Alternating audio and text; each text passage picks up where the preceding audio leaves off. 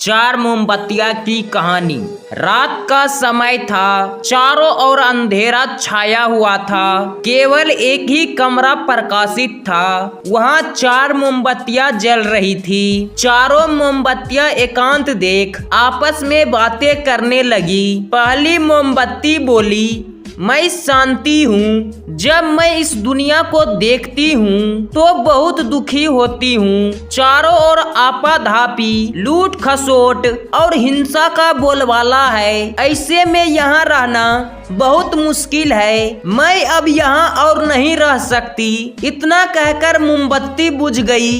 दूसरी मोमबत्ती भी अपने मन की बात कहने लगी। मैं विश्वास हूँ। मुझे लगता है झूठ, धोखा, बेईमानी मेरा वजूद खत्म करते जा रहे हैं। ये जगह अब मेरे लायक नहीं रही। मैं भी जा रही हूँ। इतना कहकर दूसरी मोमबत्ती भी बुझ गई। तीसरी मोमबत्ती भी दुखी थी। वह बोली, मैं प्रेम हूँ। मैं हर किसी के लिए हर पल जल सकती हूँ, लेकिन अब किसी के पास मेरे लिए वक्त नहीं बचा है। स्वार्थ और नफरत का भाव मेरा स्थान लेता जा रहा है। अपने के प्रति भी प्रेम भाव नहीं बची है। अब ये सहना मेरे बस की बात नहीं है। मेरे लिए जाना ही ठीक होगा। यह कहकर तीसरी मोमबत्ती भी बुझ गई। तीसरी मोमबत्ती बुझी ही थी कि कमरे में एक बालक ने प्रवेश किया।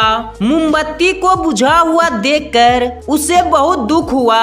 उसकी आंखों से आंसू बहने लगे। दुखी मन से बालक बोला, इस तरह बीच में ही मेरे जीवन में अंधेरा कर कैसे जा सकती हो तुम? तुम्हें तो अंत तक पूरा जलना था, लेकिन तुमने मेरा साथ छोड़ दिया।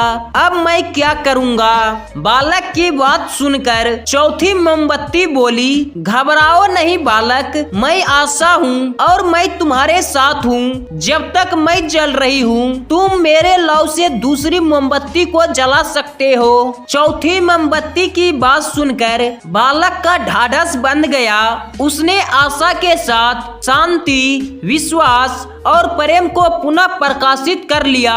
दोस्तों, इस कहानी से सीख मिलता है, जीवन में समय एक सा नहीं रहता है। कभी उजाला रहता है तो कभी अंधेरा। जब जीवन में अंधकार आए, मन अशांत हो जाए, विश्वास डगमगाने लगे और दुनिया पराई लगने लगे, तब आशा का दीपक जला लेना चाहिए। जब तक आशा की दीपक जलता रहेगा, जीवन में कभी अंधेरा नहीं हो सकता है। आशा के बल पर जीवन में सब कुछ पाया जा सकता है। इसलिए आशा का साथ कभी नहीं छोड़ना चाहिए।